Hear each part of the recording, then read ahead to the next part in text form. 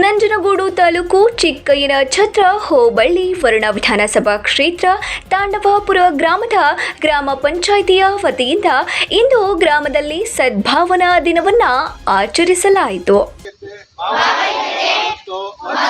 ಸಹೋದರಕ್ಕಾಗಿ ಕಾರ್ಯನಿರ್ವಹಿಸುತ್ತೇನೆಂದು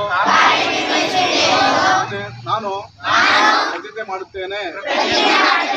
ಸದ್ಭಾವನಾ ದಿನದ ಅಂಗವಾಗಿ ಸರ್ಕಾರದ ಆದೇಶದಂತೆ ಗ್ರಾಮ ಪಂಚಾಯಿತಿ ವತಿಯಿಂದ ನಡೆದ ಈ ಕಾರ್ಯಕ್ರಮದಲ್ಲಿ ಗ್ರಾಮ ಪಂಚಾಯಿತಿ ಅಭಿವೃದ್ಧಿ ಅಧಿಕಾರಿ ಪ್ರಕಾಶ್ ರವರು ಸದ್ಭಾವನಾ ದಿನದ ವಿಧಿ ವಿಧಾನಗಳನ್ನು ಪ್ರತಿಜ್ಞೆ ವಿಧಿ ಬೋಧನೆಯನ್ನ ಮಾಡಿದರು. ಭಾರತದ ಎಲ್ಲ ಜನತೆಯ ಭಾವೈಕ್ಯ ಮತ್ತು ಸೌಹಾರ್ದಕ್ಕಾಗಿ ಕಾರ್ಯ ನಿರ್ವಹಿಸುತ್ತೇನೆಂದು ನಾನು ಪ್ರತಿಜ್ಞೆ ಮಾಡುತ್ತೇನೆ.